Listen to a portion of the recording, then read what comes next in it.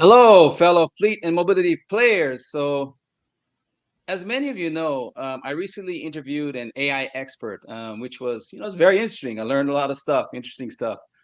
However, when it comes to fleet management, there are a few like grassroots fundamentals that we need to optimize, and among them being stuff like like maintenance, the assurance of safety in your fleet operations, of course, and the training of your team, and we just to make sure that all this is done correctly.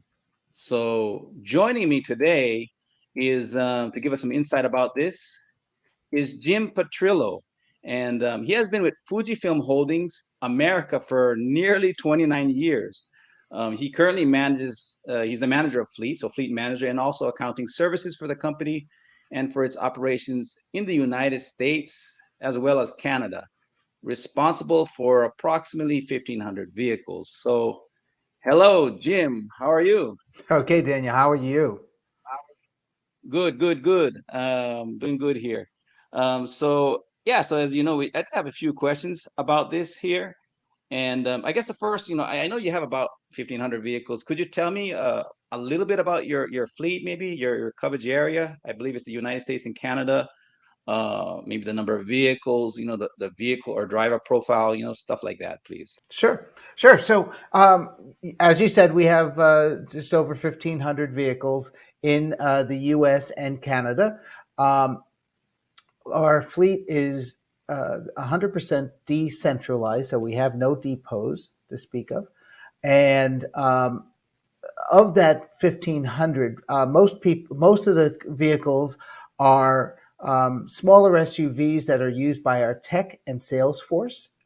Um, we have some custom burnability vans that we use for some salespeople who have larger displays to show their customers in hospitals, and um, and then probably of that, about 100 vehicles are in Canada, and then we have about 300 or so perk vehicles for our upper executive management. Oh, okay, okay. Are they more, do you usually buy them outright? Are they more leasing or a mix of two or? No, no, actually, geez, probably 99% are open end leases. Oh, okay, okay, okay. Okay, cool. And I guess so the first question, for me, for fleet management, I feel that maybe stuff like preventative maintenance, maybe assuring safety, those are important things in fleet management. But I don't, are there other things that are maybe are just important or maybe more important than this? um, well, you know, here we are giving our driver a very expensive asset. So we need to make sure that that they are using the vehicle responsibly and within our guidelines. It's very hard to do in a decentralized fleet. We try to make all the procedures and policies that we can. However, it's just no telling. So we do have some tools that help us maintain a score for the driver. Things like maintenance, compliance with training. It's their MVR scores to make sure that the driver is doing the best that they can with our vehicle. Um, Again, being decentralized, it's really hard to manage. What kind of condition they're keeping the vehicle in. So you're saying that you have like a point system, you're saying. Correct, correct. And those points, if the driver's late on maintaining their vehicle, if they're late on updating their registration, because a lot of time when you have a registration, you have to go get the car inspected, emissions inspection or whatnot. Um, and you If they're late with doing their training, any kind of oil maintenance on the vehicle, those could show up in their scores, and primarily their MVR scores too is part of that. So it's very evident. It can easily be reported to their managers and right on up the chain. So there is some accountability for that. Very, very, very helpful tool. And when you so when you could you so I just want to make it to everyone to know that maintenance is related to safety, of course.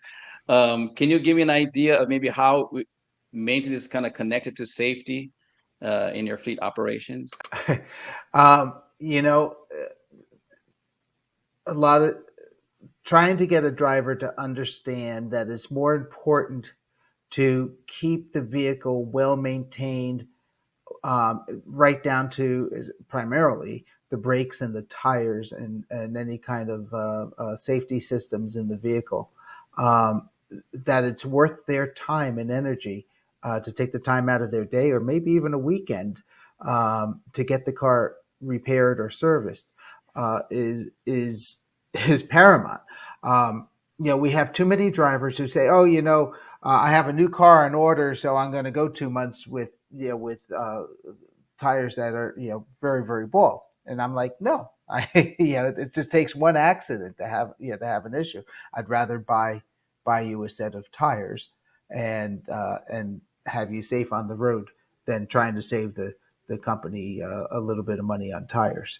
So we try to make that mindset, that culture, that maintenance and keeping the car in good repair is part of the overall safety package.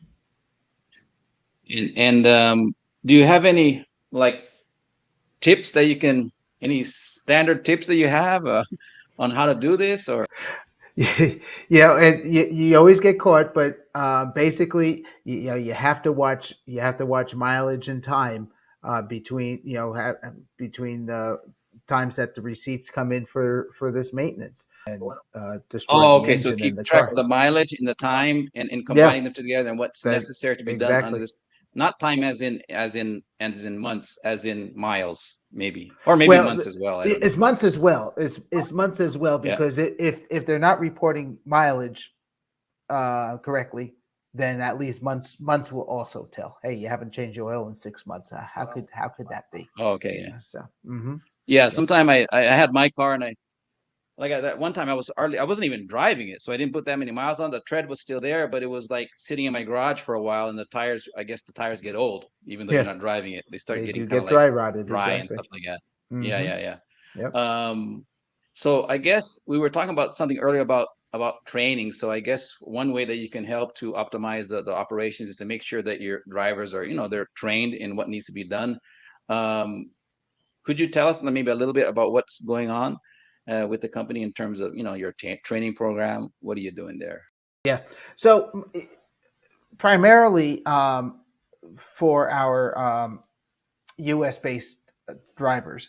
Um, Most of the training is all focused on safety in various situations.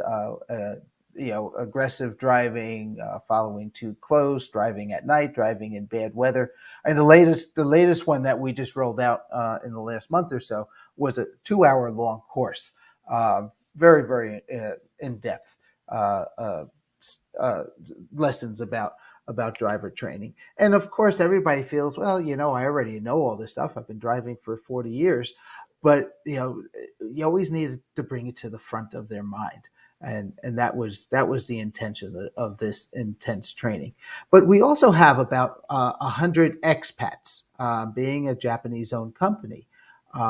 We bring a lot of people over from Japan, and they have, of course, they have their own paradigms of the way things work in Japan. For instance, they drive uh, on the left side of the road. So we they have to learn how to drive on the right. They have to learn how traffic circles work. They have to learn how a gas station works because there's no such thing as self serve in Japan, where here they have to learn how to pump gas. So there's so many things we take for granted, so many things that they take for granted, which are totally opposite. So we have a training specifically for our expat community. Before they come over, they will also take those courses as well. Yeah, yeah. So yeah, not only because okay, so United States and Canada, you work in both, but they're pretty much the same, the just culturally about. speaking. So when you got a Hmm. multinational company with people from other countries, yeah, please don't drive on the left side of the road in the United States, okay? um, It's either the right and so side or you the have wrong different, side. yeah, yeah, yeah. So the and what about, so you have courses that can be face to face, and then you can have some that are online. I don't know which one do you. Could you give me an idea of maybe what the pros and cons to each one are, and maybe Right. which ones you are maybe using more? Well, of course, face to face training is most effective when you can, if you have a good instructor and can get their students engaged. Obviously, that's the best kind of training. But for us, we're so decentralized, we never have everybody in the room at the same time. And plus, of course, it's much more expensive. Where we can roll out a video training and the driver can complete it on their own time. Just makes a lot more practical sense in our case. Um, you asked which is the most effective. I would say the in person, but that's a luxury that we don't have. Use because it's the cost is quite a bit higher, but if you can, but in your case, it's not only because of the cost, because you're decentralized and it makes it difficult to do something like this. That's exactly right. But in a worst case scenario, say we had a top performing salesperson who had some serious MVR points. We probably would give them some classroom and behind the wheel training in order for him to be able to keep his job and to be able to keep driving a car. Um, It would I, be worth the I, investment. sure. I just thought of a question because some fleet managers in other countries, um, they're looking for some type of solution to manage their energy or their fuel usage, or their, now they got electric cars, not that many, but how how do you manage your energy usage in your company, your fuel, or if you have electric vehicles? We do have some electric vehicles right now. It's a very small portion of our fleet, maybe about 2%. And but Fujifilm is unique in fuel reimbursement. First off, um, fuel is only reimbursed for business miles in most of our fleet. With that said, um, what we do is we have the driver pay for their full tank of gas, and then they will on their expense report put in for the business miles driven. Uh, so so it so for us it doesn't matter if it's an electric or a gas vehicle. Doesn't matter whether it's a gas guzzler or a very fuel efficient vehicle. Um, that the driver is getting a set rate per mile or per kilometer in Canada. And so I remember I had a car where I got compensated from the government in the past, but that was a long time ago. Do you have the idea what the government is reimbursing you per mile nowadays? And is Fujifilm, is it is about the same amount, or what's, We do you know what the numbers are now? Yeah, so for a personal vehicle, we use the IRS recommended uh, cents per mile. However, for our fleet vehicles, being that we're paying for the insurance and the maintenance and everything that and for the car itself, um, we do give a rate that is similar to the government's suggested rate. However, it is a little bit slightly lower. We try to base it on the average price of gasoline in the country, which is kind of hard to do too because it ranges. There's really almost a $2.5 difference between the high and low if you talk about between places like Texas and California. So um, but we do come up with an average rate for these drivers, and we do base it on a vehicle that gets 20 miles to the gallon, and all of the vehicles that I buy are certainly are rated at much more than 20 miles to the gallon. So, for example, if the average fuel price is $3.50, then we would give 17.5 cents per mile for the for fuel. If that makes And sense. okay, so you said that if I have like an electric vehicle, it doesn't cost me that much per mile to drive or whatever. Um, I benefit from that then, whatever. You So you because you you're would gonna at pay me the the same number, and then or if I want like a I don't know like a big V8 truck or something like that or something, then maybe I wouldn't benefit as much. So yeah, exactly depends on the right. So there's some incentive to take on an electric vehicle, isn't there? yeah. And speaking of electric vehicles, so you said that your fleet is maybe about 2% electric, so not that much, but things are changing. When do you think that, you were telling me earlier that, the purchasing price of the vehicles are a bit expensive, right? I mean, in the beginning, maybe as you operate it, it's cheaper, but they're still kind of expensive now. Not in the United States I cover all the Americas, so in Latin America, of course, but when do you think that we will have some cost-effective vehicles? What do you what Right. Yeah, that's a difficult question to pinpoint. I think it depends on a lot of elements. Certainly, the next administration will give us, will be a telling sign as well.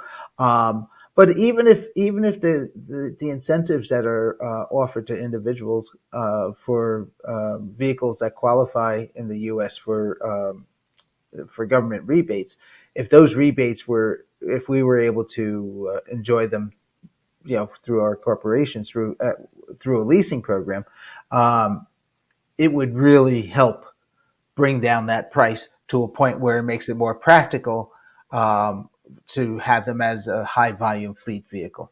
Um, right now, the prices have gone down considerably in the last year, where they're getting to a point where we can almost do it. But there's still so many hurdles just beyond the price. Daniel is beyond the price. You have the adoption, the charging networks for that individual, how far they're driving, and again, for us to have technical people who have to drive um, a lot of miles during a day. I was talking to a VP in charge of some of these technical people yesterday, and he says, many of them spend more time in the car driving to their appointments than they do actually repairing our products. So that's how much they're moving. So to put them in a electric vehicle is we really have to look at it strategically and make sure it's the right fit for the right people. We might have to do it regionally or whatnot, but the price will still need to come down and and is be the cost standard effective. pretty much, is that an issue? Because I know infrastructure, like I said, okay, we need to have, to build infrastructure, have charging points here and there throughout the country. Then we got the standardization of the NACS, the North American Charging System, or the NACS. Um, is that an issue, or is it more the infrastructure? Well, now that Because I know Tesla was started with Tesla, and they opened up. Now a lot of companies, I don't know how many companies, but there are a lot of automakers that are like jumping on the right, NACS so thing. right, so Ford is, I mean, they've opened up, they've started telling drivers that they can use the Tesla charging systems, for instance, and so that's great. If it does open up a lot. My hesitation on answering this is we don't know what's going to happen at the Tesla charging stations now that they're opening them up. You drive past and they're always empty. There's two or three cars on them. Um, but now that it's opening up, are you going to see all of them full? And if they're full, um, do they actually charge us quickly, or is there going to be a line? We just don't know what the experience is going to be, and everyone is kind of hesitant to be to be the guinea pig on this, and to see how this is going to pan out. So you have to go in really cautiously. Yeah, yeah. So yeah, we'll just have to see how things go in the coming months and years. And I haven't even talked about autonomous vehicles, but we're not going to talk about that. That's another talk. But so that's and flying cars and stuff like that. But Yeah, right. um, okay, I don't know, I guess that's all the questions I have today, Jim. But it was cool, great to have a few minutes with you here, and thank you once again, of course, for your time with us. It's been a pleasure. Thank you, Daniel. And thank you also, thank you to who's watching all out there. So of course, make sure that you prepare your fleet operations accordingly. If you have any more questions, feel free to send me a message. And I guess that's it. Thank you to all. And for those, I work throughout all Americas and Latin America. So I'll say gracias and also obrigado. Okay. Take care, everybody. Bye bye. Bye bye.